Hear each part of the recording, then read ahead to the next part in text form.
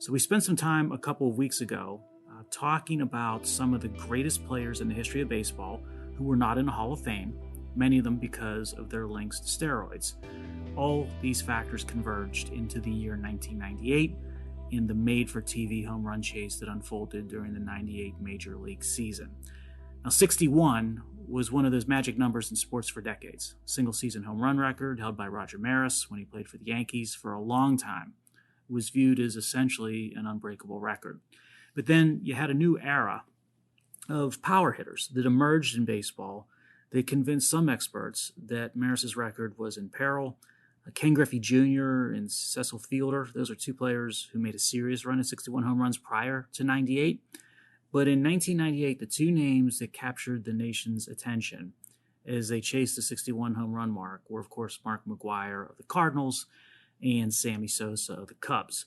And back and forth they went all season long. McGwire started out hot and basically sustained a home run pace that had him beating the record for effectively the entire season. Sosa, he started out slower, but he went on an epic tear of home runs in the month of June. And by the time you got to early August, both McGwire and Sosa, they were neck and neck, and they presented a serious threat to the Roger Maris record. And by the way, a lot of baseball fans forget that Ken Griffey Jr. wasn't far behind in the home run race in August of 98. But by late August, Sosa and McGwire were tied at 55 home runs each, and Griffey was fading pretty fast. Now, the interest level, it amped up exponentially across the nation for two reasons. First, you had a neck-and-neck horse race between two larger-than-life baseball stars playing in baseball-crazed cities. And second, both Sosa and McGwire, they were on a pace to easily break the Maris record. So this race had a very high probability of being history in the making.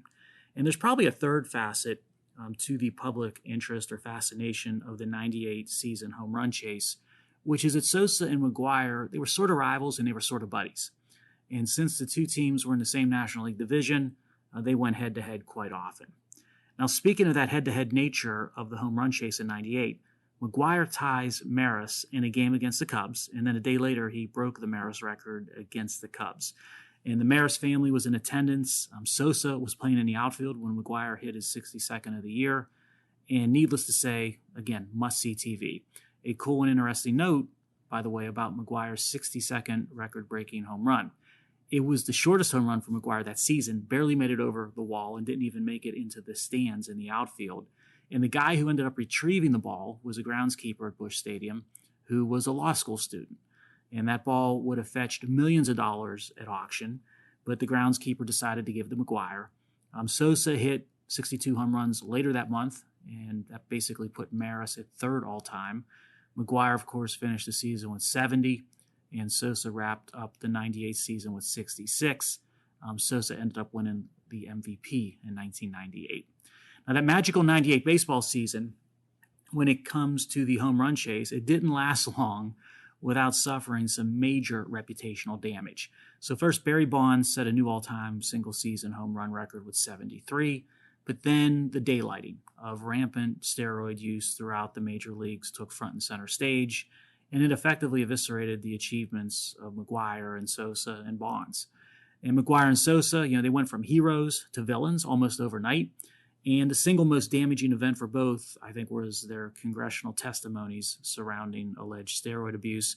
McGwire's testimony effectively stated that he wasn't interested in telling the truth because the public wouldn't believe anything he said anyway. And Sosa had even less to say. He gave the impression that he didn't seem to understand the questions that were being asked of him. Neither came across as credible. I think both suffered severe reputational damage that lingers to this day, and at least to date has kept them out of the Baseball Hall of Fame. Now, maybe in the end, our dedication to the 98 season in baseball and the home run chase should be dedicated to the asterisk, because when Maris broke Babe Ruth's record, the infamous asterisk was attached to 61 because Maris had more games to achieve the feat than Ruth did.